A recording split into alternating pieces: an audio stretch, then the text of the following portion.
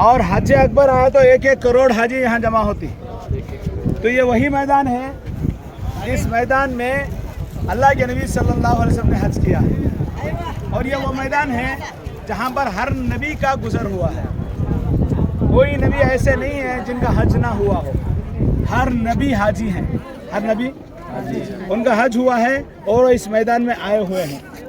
اور اس میدان میں آخر میں اللہ کے نبی صلی اللہ علیہ وسلم نے میرے اور آپ کے آخری نبی حضرت محمد صلی اللہ علیہ وسلم نے حج کیا اور اس موقع پر قیام وہاں فرمایا. اور یہ وہی پہاڑ ہے جبل رحمت جہاں پر حضرت آدم اور حوا علیہ السلام ملے تھے. اسی جگہ اگر ان کی ملاقات ہوئی تھی. اور یہ عرفات کے میدان میں 1.25 لاکھ صحابہ کو اللہ کے نبی کھڑے ہو کر خطبہ دیا تھا جسے حجۃ الوداع کا خطبہ بولتی. اللہ کے نبی صلی اللہ علیہ وسلم نے ارشاد فرمایا کہ بتاؤ میرا لایا ہوا دین آپ کے سامنے پیش کیا کہ نہیں کیا. سارے صحابہ کہنے لگے آپ نے صرف پیش نہیں کیا بلکہ عمل بھی کر کے بتایا.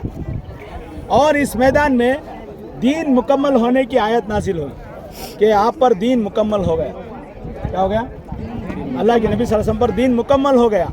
تو سارے صحابہ خوشیاں منانے لگے. یہ بڑی بات ہے, سوچو. یہ سارے صحابہ خوشیاں منانے لگے اب ہمارا دین کمپلیٹ ہو گیا.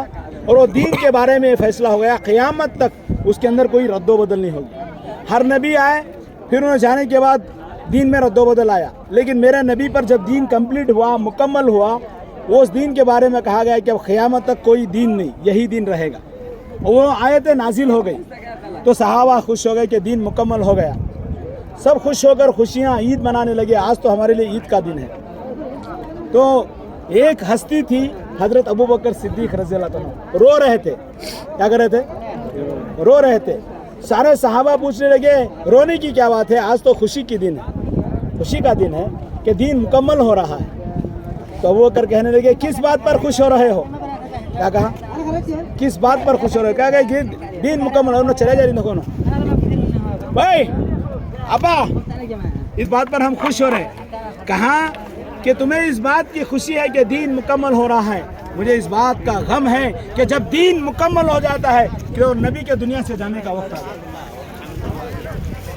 نبی اب ہمارے درمیان میں نہیں رہیں گے. اب ہمارے درمیان میں ہمارے نبی نہیں رہیں گے. اللہ کے نبی